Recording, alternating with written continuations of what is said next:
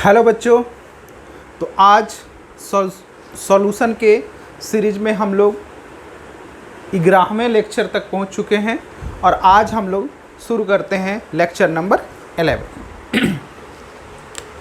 तो हम लोग जैसा कि सॉल्यूशन सीरीज शुरू किए हैं और हम लोग लेक्चर नंबर 11 में पहुंच चुके हैं।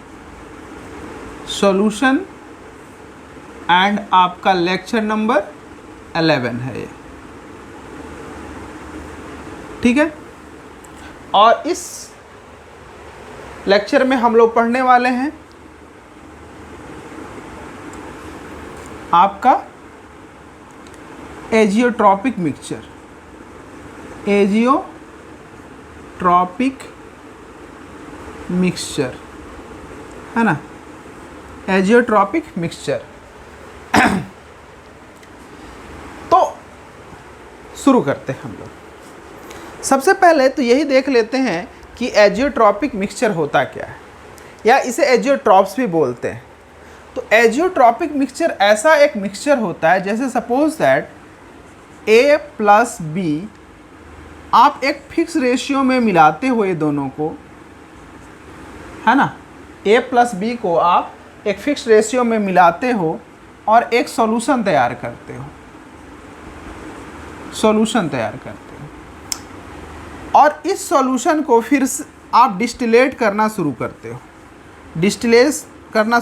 हो, फ्रैक्शनल डिस्टिलेशन से, मतलब इन दोनों कंपोनेंट को सेपरेट करना चाहते हो आप। तो आपका यह सॉल्यूशन जो है A प्लस B का सॉल्यूशन इस तरह से है और आप फ्रैक्शनल डिस्टिलेशन से कोशिश कर रहे हो कि ये दोनों सेपरेट हो जाए। ऑब्वियसली आपके पास दो मैटर है, दो सब्सटेंस है और इसका बॉइलिंग पॉइंट है ना BP अलग होगा। मान लेता हूँ T1 होगा तो इसका BP आपका T2 होगा, तो दोनों का बॉइलिंग पॉइंट अलग अलग होगा।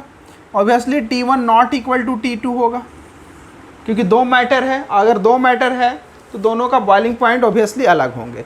तो जब बॉइलिंग पॉइंट अलग होता है तो आप पढ़े हो कि बॉइलिंग पॉइंट अलग होने से, है ना, दो लिक्विड को आप आसानी से एक दूसरे से सेपरेट कर सकते हो फ्रैक्शनल डिस्टिलेशन की मदद से, है ना। बट अगर ये दोनों एक फिक्स रेशियो में सॉल्यूशन बनाते हैं और जब आप इस सॉल्यूशन का डिस्टिलेशन करते हो, फ्रैक्शनल डिस्टिलेशन करते हो, तो ये फिर से आपको अलग अलग A और B नहीं मिलता है। A एंड B अलग अलग आपको नहीं मिलता है, मतलब आप फ्रैक्शनल डिस्टिलेशन से AB को सेपरेट ही नहीं कर सकते। Then this solution is non एज एजियोट्रॉपिक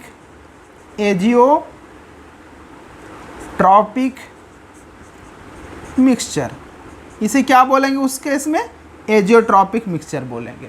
तो आपको समझ में आ गया होगा कि एजियोट्रॉपिक मिक्सचर क्या होता है। तो हम लोग बोलेंगे कि एजियोट्रॉपिक मिक्सचर आर, है ना, इसको इस तरह से हम लोग डिफाइन कर सकते हैं कि एजियोट्रॉपिक मिक्सचर, है ना, mixture are those mixture in which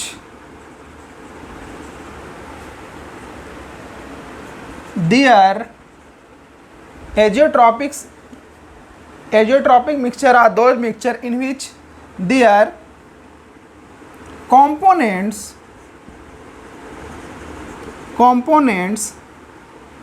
cannot be separated by fractional distillation method,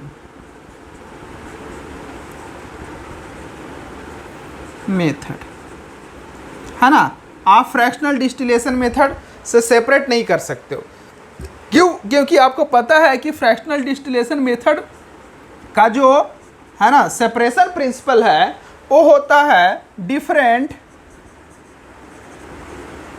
boiling point. किसी लिक्विड का डिफरेंट बॉइलिंग पॉइंट ही प्रिंसिपल होता है, इसी के आधार पर हम लोग फ्रैक्शनल डिस्टिलेशन करते हैं। तो यहाँ पे क्या होता है, दोनों है ना, जब ये सॉल्यूशन इस तरह से एक सर्टेन कंपोजिशन में मिलके ऐसा सॉल्यूशन बना ले कि जिस कंपोजिशन में ये लिक्विड में हो उसी कंपोजिशन में वेपर में भी हो जाए, है ना।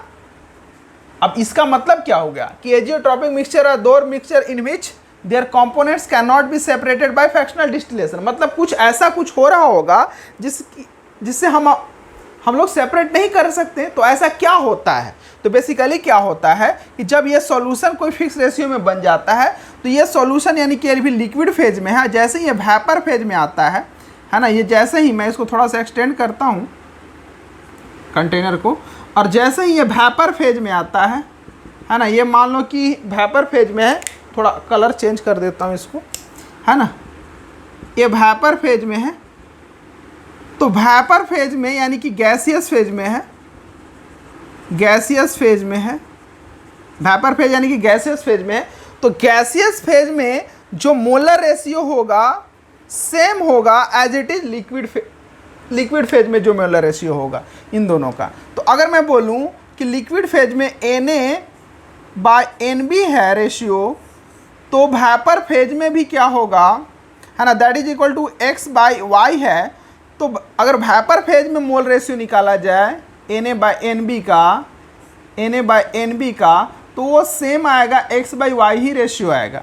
मतलब सेम ही रेशियो में क्या हो रहे हैं, वो वेपर में भी बन रहे हैं, है ना, वो भी वेपर में भी सेम ही रेशियो में है, वेपर फेज में भी सेम ही रेशियो में। तो जिस रेशियो में लिक्विड फेज में है उसी रेशियो में ये वेपर भी बनाते हैं, है ना, उसी रेशियो में वेपर बनाता है दोनों कंपोनेंट। दैट्स वाई इनके गैसेस फेज में इनके रेशियोज चेंज नहीं होते, मोलर रेशियो चेंज नहीं होता है। दैट्स वाई इनको अलग अलग नहीं किया जा सकता, है ना। अलग अलग तब करते जब फ्रैक्शनल डिस्टिलेशन में क्या होता था कि दोनों कंपोनेंट का अलग अलग टेम्परेचर पे बॉइलिंग होता था।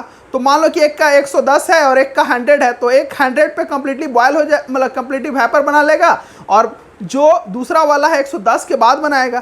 तो अब हम लोग पता है कि 110 से नीचे केवल क्या होगा, आपका फर्स्ट वाला होगा, और 110 के बाद वाला दूसरे वाला कंपोनेंट वेपर बनेगा। तो ये मुझे पता होता है बॉइलिंग पॉइंट से। तो हम लोग क्या करते हैं, जब 110 होता है तो उस समय सारा वेपर को सेपरेट करके उसको कंडेंस कर लेते हैं। फिर जब टेम्परेचर राइज करता है तो दूसरा वाला कंपोनेंट वेपर बना रहा होता है, फिर उसको सेपरेट करते हैं, उसको कंडेंस कर लेते हैं, तो वो अलग निकल जाता है। बट यहाँ पे क्या हो रहा है, सेम ही टेम्परेचर पे दोनों बॉयल करना शुरू कर देता है ना।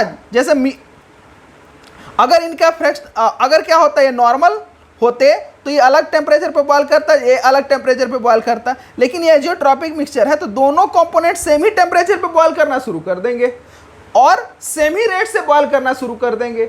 इसीलिए क्या होता है, दोनों का मोलर रेशियो सेम होता है, जितना लिक्विड में रेशियो होता है उतना ही गैस में रेशियो होता है। तो उम्मीद करता हूँ आपको समझ में आया होगा, मैं समझाने में सक्षम रहा होगा।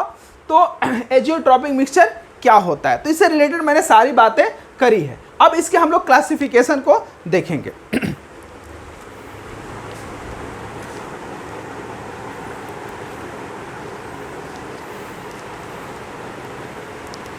चलिए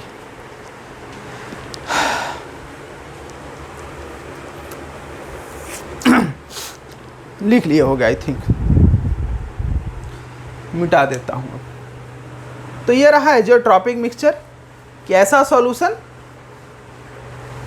जिसके कंपोनेंट को हम लोग फ्रैक्शनल डिस्टिलेशन के मदद से सेपरेट नहीं कर सकते, या उसको अदर भाषा में बोल सकते हैं कि ऐसा मिक्सचर है ना जिसके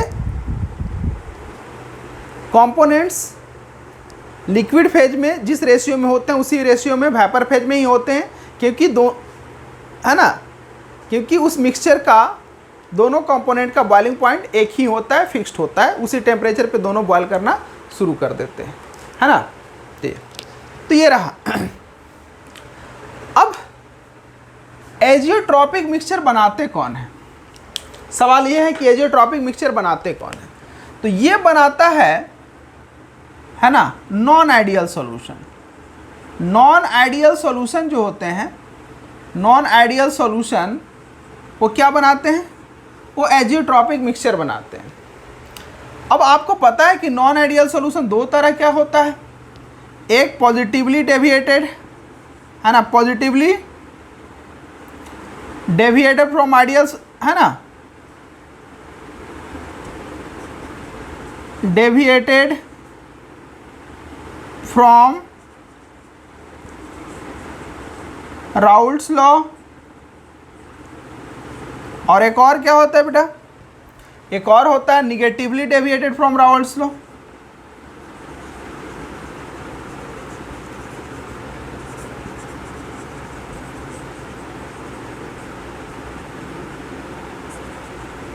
तो ये दो तरह का हमें पता है कि नॉन आइडियल सॉल्यूशन होते हैं। तो चूंकि दो तरह के नॉन आइडियल सॉल्यूशन होते हैं इसीलिए दो तरह के एजियोट्रॉपिक मिक्सचर भी बनेंगे, है ना। तो जो पॉजिटिवली डेविएटेड होता है उसके लिए अलग तरह का एजियोट्रॉपिक मिक्सचर बनेगा, जो निगेटिवली डेविएटेड होते हैं उसके लिए अलग तरह का एजियोट्रॉपिक मिक्सचर बनेगा। तो जो पॉजिटिवली डेविएटेड होते हैं वो बनाते हैं मिनिमम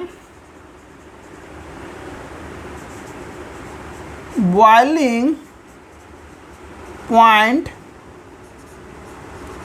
एजियोट्रॉप्स, है ना, एजियोट्रॉप्स। तो ये क्या बनाते हैं, मिनिमम बॉइलिंग पॉइंट एजियोट्रॉप्स बनाते हैं, जबकि निगेटिवली डेविएटेड वाले है ना मैक्सिमम बॉइलिंग पॉइंट एजियोट्रॉप्स बनाते हैं, मैक्सिमम बॉइलिंग पॉइंट एजियोट्रॉप्स बनाते हैं, है ना, मैक्सिमम बॉइलिंग पॉइंट एजियोट्रॉप्स बनाते हैं।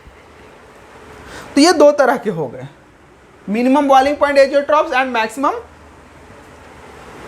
Boiling point azeotropes.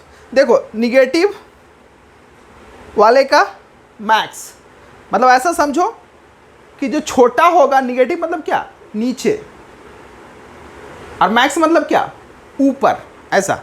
तो जो नीचे है उसका मैक्स है, जो ऊपर है उसका नीचे है, ऐसा याद रखना, है ना।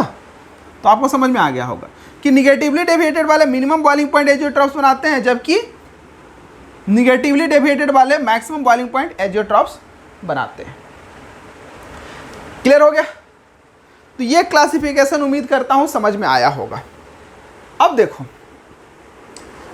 ये ऐसा क्यों नाम दिया गया है, तो उसके लिए सबसे पहले इसके कॉन्सेप्ट को समझना पड़ेगा, बॉइलिंग पॉइंट के कॉन्सेप्ट को।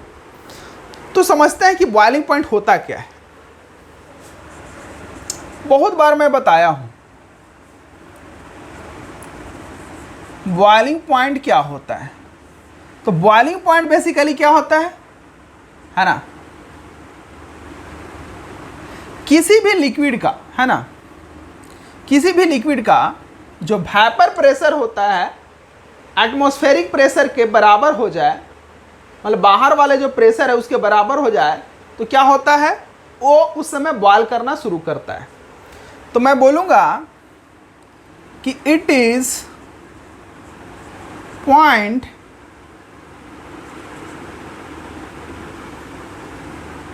वेयर, यह वह पॉइंट है जहां, it is point where vapour pressure of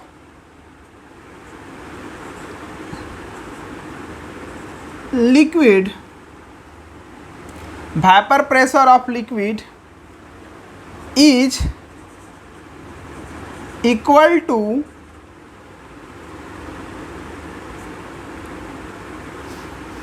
atmospheric pressure.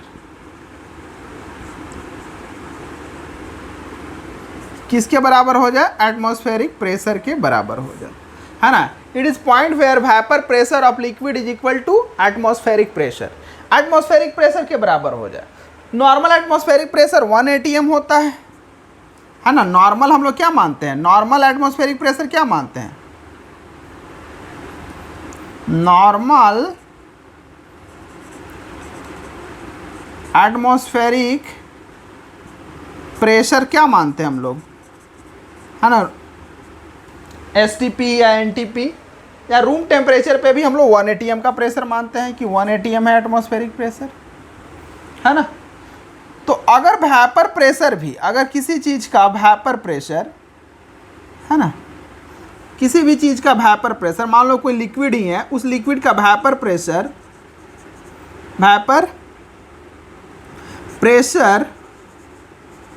Equal to 1 atm हो जाए, तो इस कंडीशन में वो क्या होने लगेगा, बॉयल होने लगेगा। उस कंडीशन में क्या होने लगेगा, वो बॉयल होने लगेगा, और वो टेम्परेचर ही क्या कहलाएगा, आपका बॉइलिंग पॉइंट कहलाएगा। जैसे अगर इसको ग्राफिकली थोड़ा देखें तो ये रहा आपका प्रेशर और ये रहा आपका टेम्परेचर, है ना। तो प्रेशर यानी कि वेपर प्रेशर, है ना, उस लिक्विड का जो है पार्शियल वेपर प्रेशर की बात करता हूँ ये, है ना, ये है पार्शियल वेपर प्रेशर। तो टेम्परेचर बढ़ाने से आपको बताया था क्लॉसियस-क्लैपेरॉन इक्वेशन की मदद से कि वो प्रेशर जो होता है, पार्शियल वेपर प्रेशर बढ़ता है।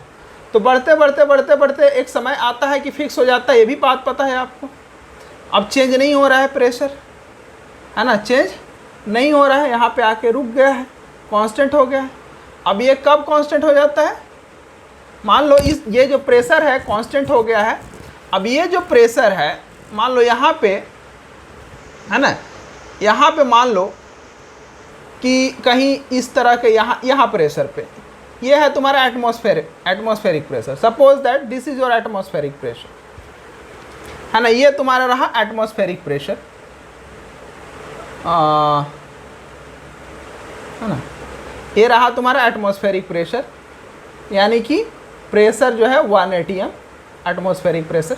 तो इस टेम्परेचर पे, है ना, इस टेम्परेचर पे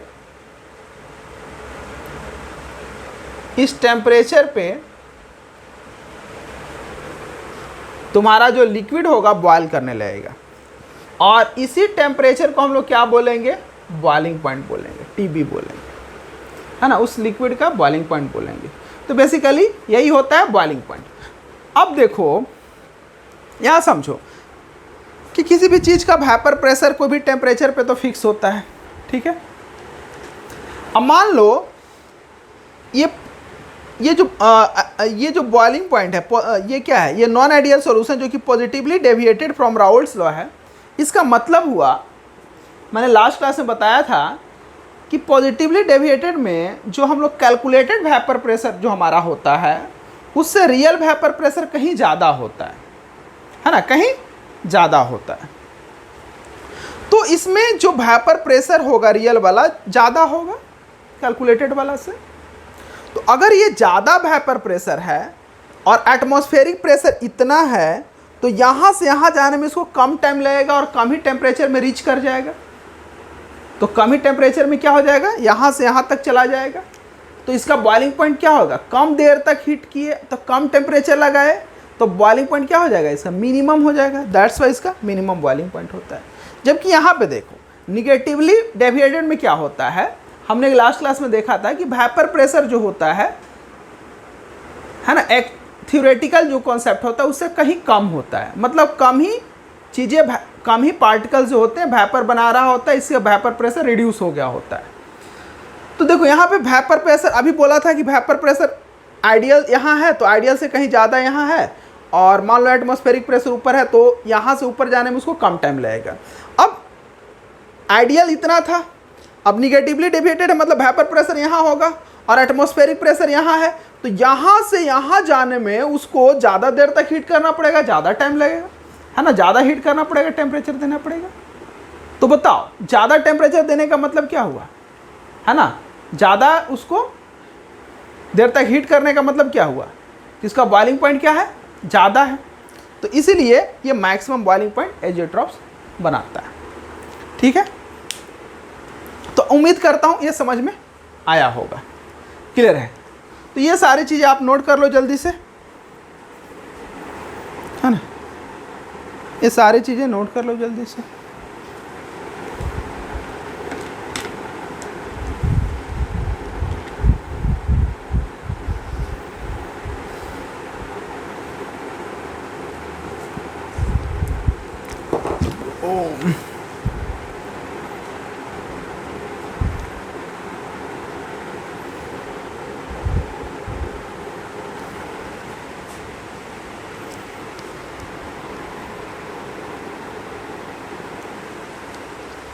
चलिए, तो अब हम लोग शुरू करेंगे minimum boiling point azeotropes.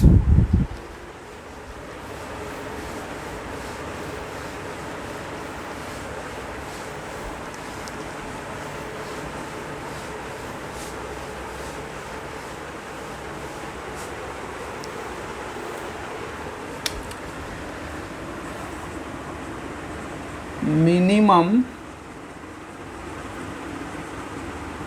Boiling point azeotropes. Minimum boiling point azeotropes, देखिए मिनिमम बॉइलिंग पॉइंट एजियोट्रॉप्स में क्या होता क्या है ना? तो अभी बताया कि ये बनाता कौन है। तो पहला चीज़, ये बनाता कौन है, फर्स्ट पॉइंट इसमें लिखेंगे। ये बनाता कौन है ना?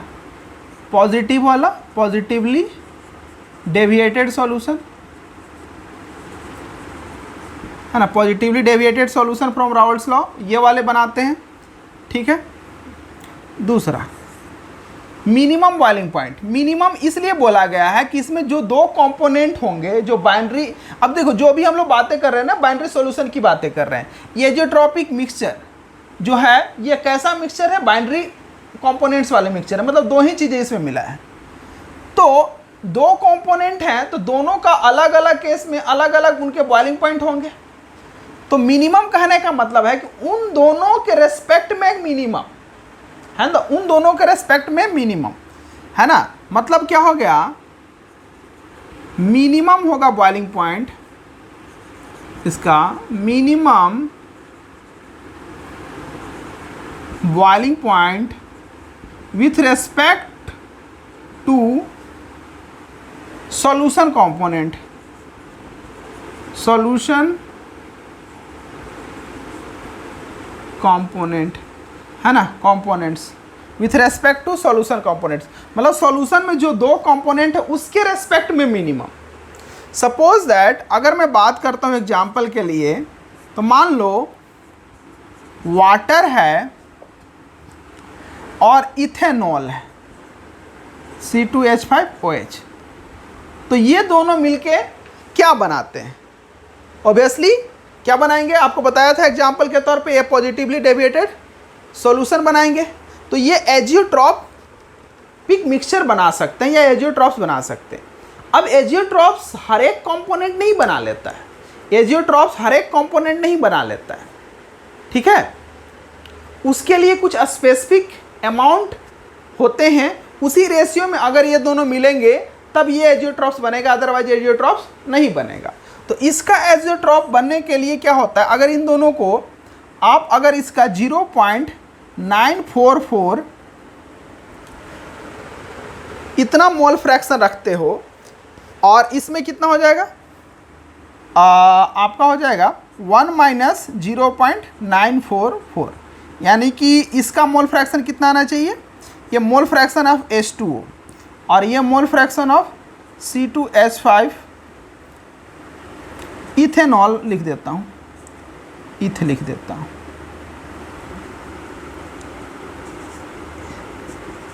इथानॉल, ठीक है। ये हो गया आपका कितना, 6, है ना, और 9, 5 और कितना हो जाएगा, ठीक है। ये हो जाएगा आपका, उम्मीद करता हूँ ये कितना हो जाएगा, 0.056, सही है। ये हो गया आपका इस तरह से, है ना, 6 4 10, 5 4 9 1 10, 9 1 10, ठीक है। अब ये सही है। तो अगर आप इसका मोल फ्रैक्शन H2O का इतना रखते हो और इसका मोल फ्रैक्शन इतना रखते हो और इन दोनों को आपस में मिलाते हो, तभी जाके इन दोनों का एजियोट्रॉपिक मिक्सचर बनेगा, अदरवाइज एजियोट्रॉपिक किसी भी कंपोनेंट पे बन नहीं जाता है ना, किसी भी कंपोनेंट पे बन नहीं जाता है। दोनों के आपको फिक्स रेशियो में रखने पड़ेंगे।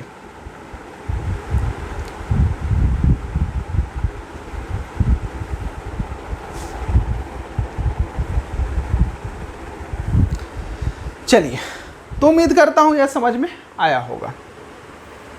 अब देखिए होता क्या है, तो अगर आप इन दोनों को मिलाए हो तो आपको पता है कि इन दोनों का पॉजिटिव डेविएशन में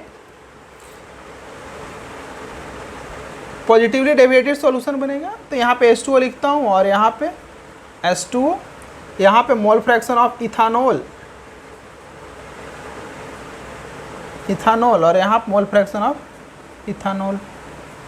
यहाँ कर देता हूँ आपका 1 और इसका कर देता हूँ 0 और इसका कर देता हूँ 0 और इसका कर देता हूँ 1। तो इस तरह से आप बना सकते हो कि अब ऑब्वियसली कौन ज़्यादा वेपर बनाएगा, इथानॉल ज़्यादा वेपर बनाएगा, क्योंकि इसमें जो है अब वाटर तो भाई हाइड्रोजन बॉन्डिंग ज़्यादा करता है ना। तो आप देख सकते हो कि वेपर प्रेशर किसका ज़्यादा होगा और किसका कम होगा। चलिए, तो आप अगर वेपर प्रेशर देखोगे तो इथानॉल का इतना हो जाएगा और H2O का इतना आ जाएगा प्योर अवस्था में वेपर प्रेशर जब 1 होगा। तो ये कुछ इस तरह का कर्व आएगा इसके लिए, इथानॉल के लिए, और इसके लिए कुछ इस तरह का कर्व आएगा। और टोटल वेपर प्रेशर अगर थ्योरेटिकली देखा जाए तो ये हो जाएगा। तो मैं यहाँ लिख सकता हूँ P0 इथानॉल है और ये मैं लिख सकता हूँ P0 H2O। अब मैं इसको कम वेपर प्रेशर इसलिए बनाया हूँ कि आप सोच सकते हो कि H2O जो है ना, क्या है, हाइड्रोजन बॉन्डिंग करता है तो उसका स्ट्रेंथ थोड़ा ज़्यादा होता है, तो वो वेपर में कम कन्वर्ट होगा, इसलिए वेपर प्रेशर उसका कम आएगा। और ये तो हाइड्रोजन बॉन्डिंग उतना नहीं करता है जितना कि ये करता है ना। तो इसलिए इसका जो रेट होगा वेपर बनाने का वो कहीं ज़्यादा होगा और उसका वेपर प्रेशर भी क्या आएगा, ज़्यादा आएगा। यस और नो। चलिए, तो ये वाला चीज़ हो गया। अब आपको पता है कि ये क्या बनाते हैं, है ना, ये बनाते हैं पॉजिटिवली डेविएटेड सॉल्यूशन। तो पॉजिटिवली डेविएटेड सॉल्यूशन कहने का मतलब जो मैं ये थ्योरेटिकली ये जो देख रहा है ना, ये लाइन, तो ये लाइन रिप्रेजेंट करे थ्योरेटिकली वेपर प्रेशर को ऑफ सॉल्यूशन, है ना, अकॉर्डिंग टू रावर्ड्स। बट एक्चुअली ऐसा होता नहीं है ना। एक्चुअली क्या होता है, इससे कहीं प्रेशर ज़्यादा होता है। तो इससे कहीं प्रेशर ज़्यादा होता है मतलब इसका प्रेशर कहीं ज़्यादा होगा तो ये कुछ इस तरह का होगा, इसका कहीं प्रेशर ज़्यादा होगा तो कुछ इस तरह का होगा, और इसका कहीं प्रेशर ज़्यादा होगा तो कुछ इस तरह का होगा। टोटल वेपर प्रेशर इस तरह का। अब देखो मोल फ्रैक्शन की बात करते हैं। हमने लिखा कि इथेनॉल 0.944, तो इथेनॉल 0.944 कहीं पे यहाँ पे हो सकता है कि इथेनॉल 0.944 हो, है ना। यहाँ मान लेता हूँ, यहाँ पे इथेनॉल 0.944 यहाँ पे होगा, है ना। और वाटर का बहुत ही कम होगा, वाटर का मोल फ्रैक्शन 0.056, और इसका यहाँ से यहाँ तक इथेनॉल का, क्योंकि इथेनॉल इधर बढ़ रहा है और वाटर का मोल फ्रैक्शन इधर बढ़ रहा है। तो आप देख सकते हो कि इसका 0.944 यहाँ पे मोल फ्रैक्शन ऑफ इथेनॉल आ रहा है इस पॉइंट पे। अब यही पॉइंट का जो कॉम्पोजिशन होगा, ये पॉइंट का कॉम्पोजिशन जो होगा वही तुम्हारा क्या देगा, एजियोट्रॉपिक मिक्सचर देगा, है ना। मतलब इस वेपर प्रेशर पे तुमको एजियोट्रॉपिक मिक्सचर मिलेगा। तो इसको थोड़ा मैं इस तरह से बना देता हूँ, ठीक है ना। इस तरह से आपको मिलेगा यहाँ पे। तो आप बोल सकते हो ऐसा कुछ कर देता हूँ, छोड़ा ऐसा ही रहने दो, है ना, ऐसा ही रहने दो, ठीक है। इसको हम लोग कन्वर्ट कर लेते हैं दूसरे जगह पे, है ना, इसको दूसरे जगह पे कन्वर्ट कर लेते हैं। तो ये वेपर प्रेशर का इस तरह से कर्व हो गया। अब मैं इसको क्या करता हूँ, टेम्परेचर के कर्व में कन्वर्ट करने का कोशिश करता हूँ। तो सेम चीज़ें बनाता हूँ यहाँ भी।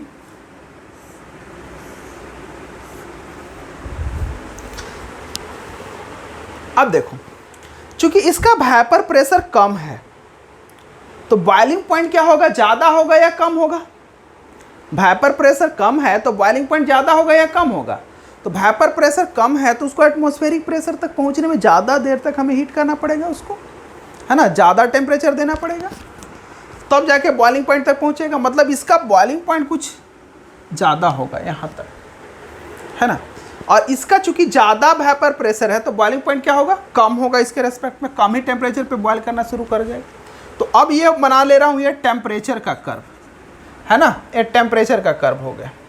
और ये जो है आपका मोल फ्रैक्शन ही रहेगा, मतलब ये यहाँ पे सेम चीज़ है, XH2O है और यहाँ पे XH2O है, यहाँ पे X इथानोल है और यहाँ पे X इथानोल है। आई थिंक ये सब दिख रहा है क्या? देख लेता हूँ एक बार।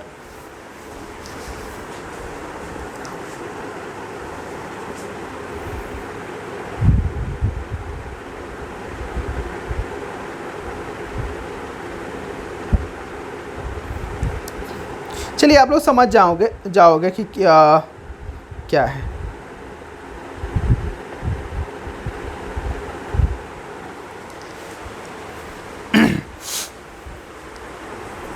चलो, तो वाटर, यहाँ पे वाटर का जो मोल फ्रैक्शन 1 है, यहाँ पे वाटर का मोल फ्रैक्शन 0, यहाँ पे इथेनॉल का मोल फ्रैक्शन 0 और इसका 1। तो इस तरह से यही दोनों चीज़ नीचे लिखा हुआ है, बस आप ये जान लो, यही दोनों चीज़ नीचे लिखा हुआ है। अब देखो हुआ यूँ कि अगर मैं ऐसा करूँ, है ना, अब ये टेम्परेचर है तो अभी बताया कि जिसका वेपर प्रेशर कम है उसका बॉइलिंग पॉइंट ज़्यादा होगा, जिसका वेपर प्रेशर ज़्यादा है उसका बॉइलिंग पॉइंट कम होगा। तो देखो नीचे बनाया हुआ है। अब इस पॉइंट को मैं यहाँ लिखता हूँ, यहीं फिर सेम पॉइंट पे यहाँ।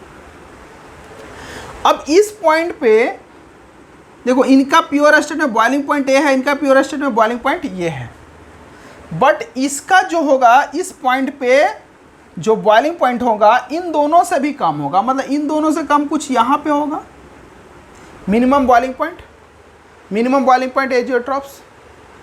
तो ये इस पॉइंट पे क्या करेंगे, ये बॉयल करना शुरू करेंगे, ये दोनों इस पॉइंट पे ही ये बॉयल करना शुरू करेंगे, दोनों एक साथ में, है ना, इस कंपोजिशन पे। और यही तुम्हारा जो होगा ये temperature, this temperature is boiling point of this solution. यही टेम्परेचर जो होगा आपका बॉइलिंग पॉइंट होगा वो दोनों सॉल्यूशन, इस सॉल्यूशन का, एजियोट्रॉपिक सॉल्यूशन का। तो अगर मैं वाटर का बोल दूं कि सपोज दैट इसका 375 केल्विन बॉइलिंग पॉइंट है और इसका जो है ना, इसके केस में देखो सॉल्यूशन जब बनता है ना तो थोड़ा चेंज हो जाता है बॉइलिंग पॉइंट, और इसके केस में 351.5 केल्विन इथेनॉल का बॉइलिंग पॉइंट, जबकि एजियोट्रॉप मिक्सचर का क्या होता है 351 केल्विन होता है बॉइलिंग पॉइंट। तो देखो प्योर स्टेट में वाटर का बॉइलिंग पॉइंट 375 केल्विन हो गया, इसका 351.5 है ना, 373 लिखो, 375 नहीं, क्योंकि 273 क्या होता है 270, मतलब आप 100 डिग्री सेल्सियस को वाटर का बॉइलिंग पॉइंट मानते हो, तो यानी कि 273 केल्विन हो गया। तो 273 केल्विन प्लस 100 करो 373, तो 373, 375 नहीं। तो अब क्या है, और इसका इथेनॉल का 351.5 केल्विन। तो ये देखो इन दोनों से भी ये जो ट्रॉपिक मिक्सचर का बॉइलिंग पॉइंट कम आ रहा है, 351 आ रहा है। तो उम्मीद करता हूँ कि आपको समझ में आया होगा। देखो इस तरह से क्या होता है, बॉइलिंग पॉइंट निकल गया इसका इस कंपोजिशन पे। तो हम लोग इस तरह से रिप्रेजेंट करते हैं। क्लियर हो गया होगा आई थिंक। तो यही है आपका रिप्रेजेंट करने का तरीका, है ना, कि मिनिमम बॉइलिंग पॉइंट कैसे आया है। तो आप समझ सकते हो, देख रहे हो आप, क्लियर व्यू आपको मिल रहा है इसका। तो उम्मीद करता हूँ ये सारा कुछ समझ में आया होगा।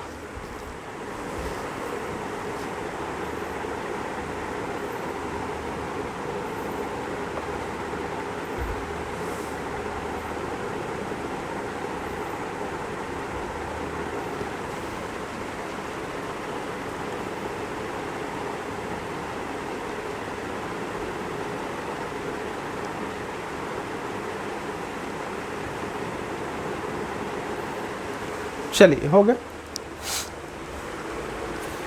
बढ़िया है, लिख लिए हो गया आप। तो उम्मीद करता हूँ सारा कुछ समझ में आया होगा। अब एक चीज़ आपको हो सकता है किसी बच्चे को ये डाउट होगा कि सर ये डॉटेड लाइन से क्यों दिखाया, सॉलिड लाइन से क्यों दिखाया। तो देखो बेसिकली हम लोग क्या कर रहे हैं, बॉयल कर रहे हैं। तो बॉयल किसको करते हैं, लिक्विड को बॉयल करते हैं, किसमें, वेपर में। तो ये क्या है आपका, आप नीचे से टेम्परेचर ऊपर बढ़ा रहे हो, इसका मतलब इस वाले जो सॉलिड लाइन के नीचे ये सारा जो कुछ होगा ये सब किस में होगा, लिक्विड स्टेट में होगा। और ये जो डॉटेड लाइन है, डॉटेड लाइन से ऊपर सारा जो होगा वेपर फेज में होगा, यानी गैसियस फेज में होगा, वेपर फेज में होगा यानी गैसियस फेज में होगा। और ये जो है रीजन जो डॉटेड लाइन और सॉलिड लाइन के बीच में है, ये जो रीजन दोनों होगा, लिक्विड भी होगा प्लस सॉलिड, लिक्विड भी होगा और प्लस गैस भी होगा, यानी कि वेपर भी होगा। तो ये दोनों होगा इसमें, liquid as well as gas, दोनों, लिक्विड भी होगा प्लस गैस भी होगा, यहाँ दोनों होगा। तो यही चीज़ है, यहाँ दोनों होगा, लिक्विड एंड गैस। इसको भी आप बना सकते हो ऐसे,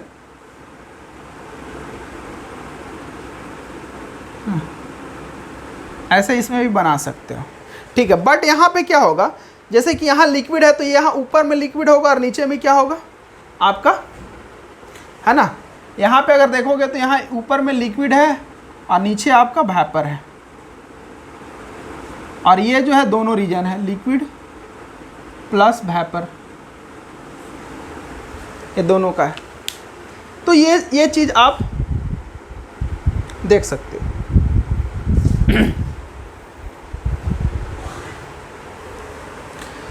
तो उम्मीद करता हूँ ये सारा कुछ समझ में आया होगा। अब बात करते हैं हम लोग मैक्सिमम बॉइलिंग पॉइंट एजियोट्रॉप्स का।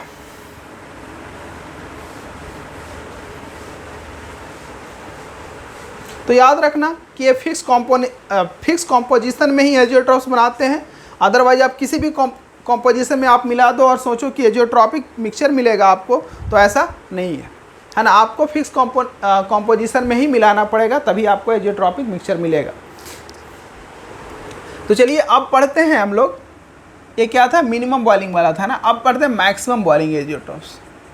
मैक्सिमम बॉइलिंग पॉइंट एजियोट्रॉप्स या maximum boiling azeotropes, maximum boiling point azeotropes.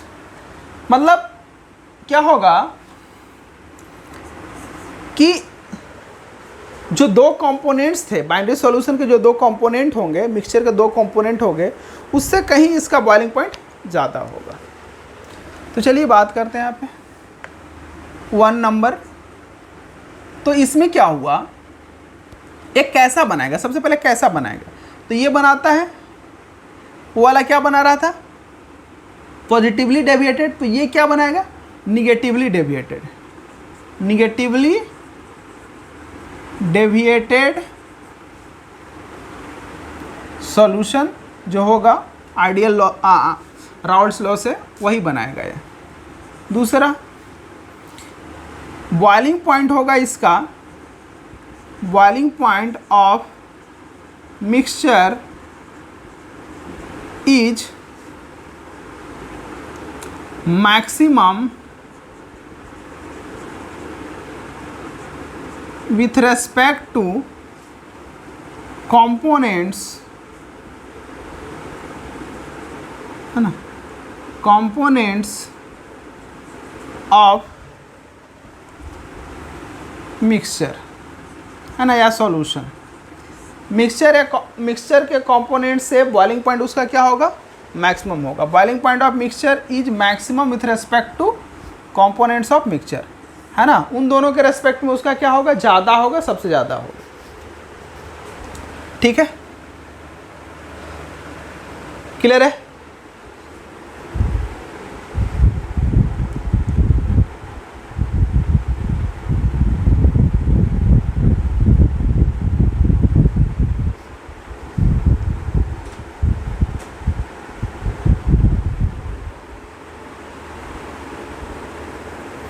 चलिए लिख लिया हो गया। तो एग्जाम्पल देखते हैं। एग्जाम्पल में निगेटिवली डेविएटेड का कोई ले लो, जैसे कि बताया था क्या, H2O plus HNO3, H2O plus HNO3, ये दोनों मिलाकर निगेटिवली डेविएटेड सॉल्यूशन बनाते हैं। इस वजह से ये क्या होंगे, मैक्सिमम बॉइलिंग पॉइंट एजियोट्रॉप्स बना सकते हैं। तो मैक्सिमम बॉइलिंग पॉइंट एजियोट्रॉप्स हर एक कॉम्पोजिशन में तो बनता नहीं है ना, एजियोट्रॉप्स हर एक कॉम्पोजिशन में तो बनता नहीं है, उसके लिए खास रेशियो में मिक्सिंग होना चाहिए। तो उसके लिए हमें इसका 68% बाय मास लेना पड़ता है एंड इसका 32% बाय मास लेंगे, तब हमारा एजियोट्रॉपिक मिक्सचर बनेगा, अदरवाइज एजियोट्रॉपिक मिक्सचर नहीं बनेगा, है ना, अदरवाइज एजियोट्रॉपिक मिक्सचर नहीं बनेगा। क्लियर है? तो चलिए ये वाला चीज़ आपको समझ में आ गया होगा। अब थोड़ा ग्राफिकल रिप्रेजेंटेशन देख लेते हैं इसका। तो ग्राफिकल रिप्रेजेंटेशन में हम देखते हैं, बनाता हूँ, यहाँ पे मैं लिखता हूँ mole fraction of H2O, mole fraction of H2O, mole fraction of HNO3 and mole fraction of HNO3। तो इसका हमने 1 करा तो इसका 0 करूँगा, इसका 0 करूँगा तो इसका 1 करूँगा इस साइड में, है ना। इधर H2O का मोल फ्रैक्शन बढ़ रहा है, इधर HNO3 का मोल फ्रैक्शन बढ़ रहा है। चलिए क्लियर है, आया समझ में?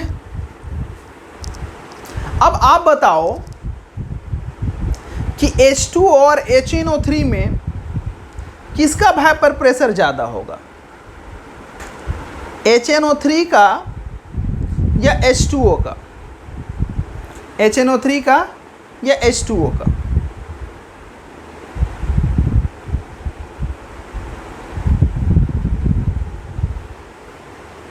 क्या बताओगे आप?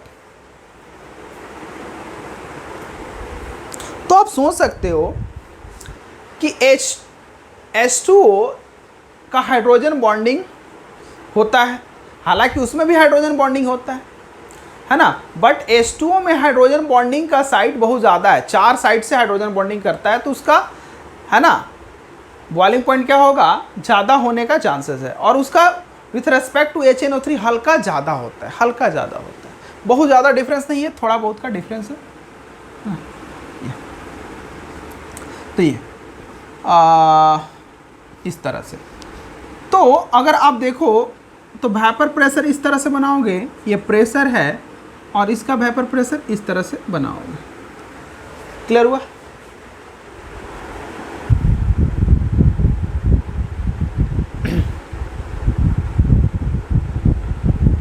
चलिए अब टोटल भी बना लो आप,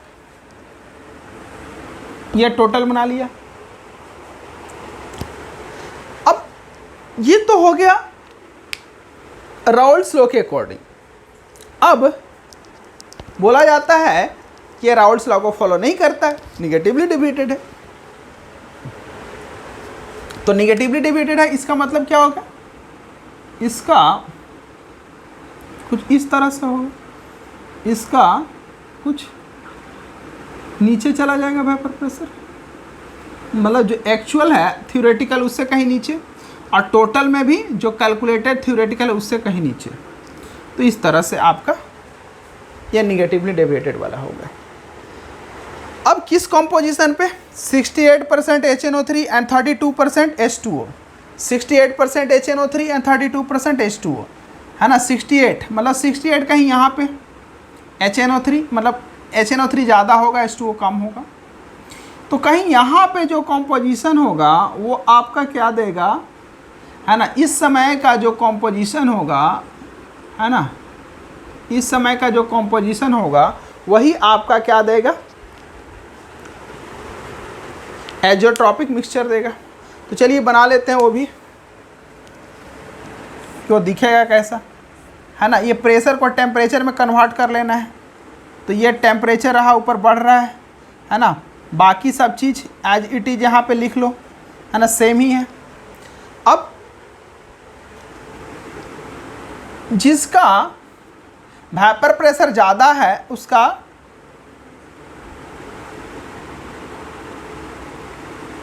बॉइलिंग पॉइंट कम होगा और जिसका कम है उसका क्या होगा, ज़्यादा होगा। तो इस तरह से तो ये रहा, है ना, बॉइलिंग पॉइंट ज़्यादा होगा। और इसका कॉम्पोजिशन कुछ यहाँ पे आ रहा है, मतलब यहाँ पे कुछ होगा, यहाँ पे। तो अब देखो, कहने का मतलब बॉइलिंग पॉइंट जो होगा मिक्सचर का उन दोनों के रेस्पेक्ट में कहीं ज़्यादा होगा। तो इसका यहाँ है और इसका यहाँ है, तो इससे कहीं ज़्यादा होगा। इससे कहीं ज़्यादा कहने का मतलब कुछ इधर होगा, है ना, इधर। तो इधर बना लो आप,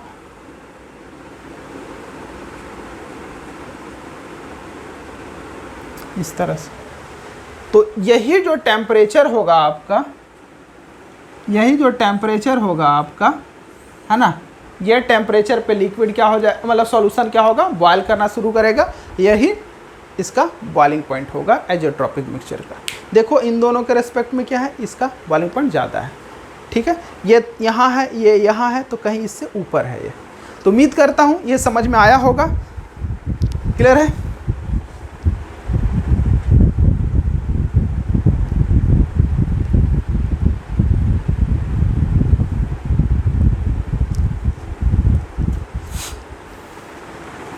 चलिए,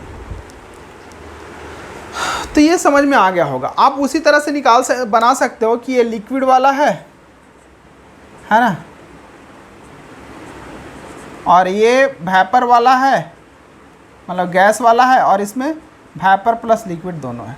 तो आप वो चीज़ तो बना सकते हो, और उसमें उल्टा कलर पलट देना, है ना, ऊपर लिक्विड और नीचे प्रेशर बढ़ रहा है ना, तो प्रेशर बढ़ने से क्या हो जाएगा, कोई भी गैस लिक्विड में कन्वर्ट होता है, इसीलिए ऊपर क्या हो जाएगा, इसमें लिक्विड होगा, और नीचे क्या होगा, ये आपका वेपर होगा। प्रेशर कम होगा, तो आपको पता है कि प्रेशर कम होने से, है ना, चांसेस आर हाई कि वो सब लिक्विड में कन्वर्ट हो जाए। तो लिक्विड होगा, और यहाँ पे लिक्विड एंड वेपर दोनों फेज में होगा। कभी कभी ऐसा भी क्वेश्चन पूछा जाता है, हालांकि एनसीईआरटी में नहीं है, तो आप समझ सकते हो। तो ये चीज़ें समझ में आई होगी आपको, क्लियर कट, है ना। तो किसी तरह का कोई डाउट नहीं रहा होगा। डाउट होने से आप पूछ सकते हो, व्हाट्सअप कर सकते हो।